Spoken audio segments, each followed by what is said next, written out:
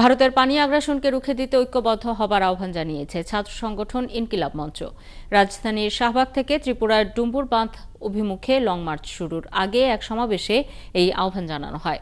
সকালে রাজধানীর শাহবাগ মোড়ে জড়ো হয় ভারতের আগ্রাসন বিরোধী ইনকিলাব মঞ্চ।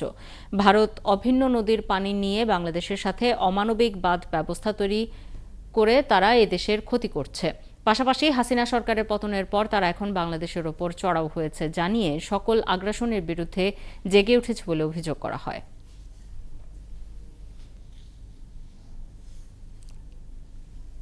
ভারত যতগুলো একতরফা অবৈধ বাঁধ নির্মাণ করেছে অতি সত্বর সেই বাঁধগুলো আন্তর্জাতিক কমিউনিটিকে নিয়ে, আন্তর্জাতিক ফোরামকে সাথে নিয়ে উচ্ছেদ করতে হবে।